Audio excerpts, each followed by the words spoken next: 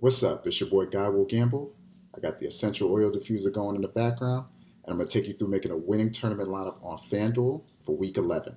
Now, last week we talked about stacking a correlation as the pillars to building winning tournament lineups, and we're going to build on that this week by talking about betting lines and how those should be incorporated into building a winning tournament lineup. When talking betting lines, we're talking two key components that make up the betting line, which would be the point spread and the over-under. The point spread for a particular game is going to give us an indication of who's favored to win the game, whereas the over-under is going to give us an indication of how many points we can expect to be scored in that game. And the way that bookmakers create a betting line is they use a number of factors to put together a line that's going to entice bettors to place bets on either side of the betting line. Now, there's a number of places where you can go to get betting lines. A lot of the more famous bookmakers are located in Vegas, which is the reason why you may hear betting lines referred to as Vegas lines. This particular dashboard is a free tool from Fantasy Labs. I'll put a link in the description for where you can go to view this one. And the reason why I like to use this is because it's color coded, so it gives us some indications at a glance for some important details that I can utilize. Also gives us some other indicators that we're not going to use today, but can be helpful in reading the way that betting lines might be moving, which I'll go over in a future video for line movement and sort of how we can use that. But our most important piece of information here that we're going to focus on today is the implied live total, which is the second column here. So each game is going to have a point spread and an over-under, and from that point spread and over-under, we can use that to have an implied team total, which is the amount of points that we would expect a particular team to score, how much they're projected to score in that particular game. So the way that we want to read this, for example here, if we go to the Pittsburgh Steelers and Jacksonville Jaguars game, notice the Steelers, if we go across here to the spread, is minus 10.5. That means that the Pittsburgh Steelers are to be favored by 10.5 points against the Jacksonville Jaguars. They're expected to win the game by 10.5 points. Generally, we're going to be looking for high team totals and high over-unders. For running backs in particular, I like to look at teams that are favored or that are in a close spread because running backs, in the way that they're utilized, if the game gets out of hand, sometimes they can be underutilized and sort of scripted out of the game. And high team totals, because high totals, again, give us a lot of touchdown equity. For stacks, we're going to be looking for high over-unders, so games where both team totals are relatively high, and in some cases a large spread, which would mean that there should be a lot more passing in that game as opposed to rushing. And when we're looking for stacks, particularly with our quarterback, we want our quarterback to be in a position where either they're going to have to throw a lot or they're projected to score a lot of points and can throw in or account for a lot of touchdowns. Now, for this particular week, if we start to scroll here, there's actually a lot of totals that are in the 48 to 51 range. So to me, that would tell me that there's a lot of games that are going to be relatively similar in the way that I look at them from an over-under perspective. In addition to that, the over-unders happen to be much lower than they have been in recent weeks. So I'm not expecting a lot of separation here. Just an aside, so what we want to do is take a look at some of these games and find some games that we would probably want to pinpoint.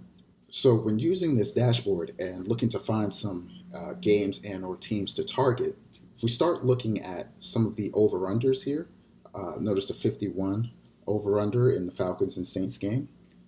There's also a 51 over-under game here with Green Bay and Indianapolis, as well as a couple of 49 over-under games, Detroit and Carolina, Tennessee and Baltimore. Those are going to be some good places for us to get some stacks. So let's take a look over at FanDuel and let's build a lineup using the betting lines to influence some of the decisions that we'll make with our player pool. So I went over in my video last week some of the basics of what we have to take into account when building a tournament lineup on FanDuel, in particular the salary cap and the constraints on the positions. So we're going to dive right into it. And as I mentioned last week as well, I like to start with the best value that I have on the board. And to do so, I'm going to start with the skill position players and then circle back around to the quarterback once I have a few pieces in place to figure out where we want to go there with our main stack. So to start, I'm going to go to the running back position, and the best value that I have on the board for this week is DeAndre Swift. So we're going to go ahead and add him to the lineup. And if you joined me on my Twitch stream last week, I talked a lot about DeAndre Swift on Saturday and some of the good things that were kind of swinging in his favor as far as the usage that he was getting, as well as the factors in the game that were pointing to his arrow pointing up. And obviously he did great. As you can see here, DeAndre Swift stock increasing. So after last week and the amount of volume that he got, I expect DeAndre Swift to be pretty popular. So just keep that in mind, getting closer to Sunday, in that if he becomes really popular, we might need to look at him as a player that we may have to make a pivot on, or if we're going to include him, start to make some pivots elsewhere. But for now, being that he's the top value, we'll go ahead and add him. Now, we actually have a unique situation with Swift being the top value in that the game total for Detroit and Carolina is 49. So that's one of the higher totals on the week. And so we can go to that game and start to build a game stack there to give us a little bit more value. And to do so, I'm going to go to Robbie Anderson. Now, Robbie Anderson has been getting volume as the number one receiver in Carolina. As I mentioned again, the total is 49, which is relatively high, and that projects well for players to be able to score in that particular game. So I'll stack Swift with Anderson, and then we'll go to another game that's projected to be higher scoring in the Falcons and Saints to get some more players that we can stack together to give us some options as far as who will eventually go to a quarterback. So to start, I'll start with Michael Thomas. And the reason why I'll start with Michael Thomas, being that he's relatively high salary for the production that he's been giving us the past couple weeks, is because historically he's been the number one receiver for New Orleans. We've seen historically that he's put up huge totals. In this particular season, he hasn't performed all that well. So, he may not be as popular as he should be. So, that's a place where we can apply some leverage on the field if the field in general isn't going to be there, or maybe isn't going to play Michael Thomas in the abundance that they should.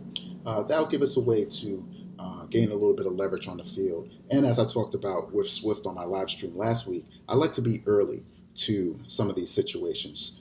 And there's a particular reason that I'll get to a little bit later on that I expect Michael Thomas could be in for a turnaround.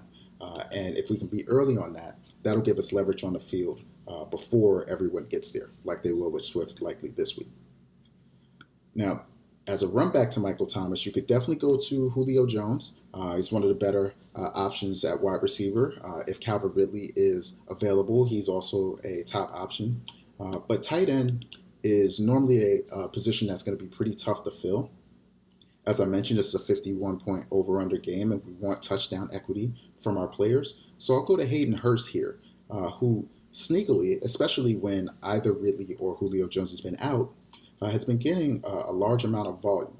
And if we can get a tight end that's going to give us a lot of volume, that should be helpful in getting us some touchdowns or at least scoring some points. Last week, tight end was a really tough position to fill. There weren't a lot of good options. Spoiler alert, this week is probably worse. So I'll go ahead and just correlate my tight end and get him in a high point total, and I'll lock and load, and then I'll just move on from there, and hopefully we get a score that's reasonable.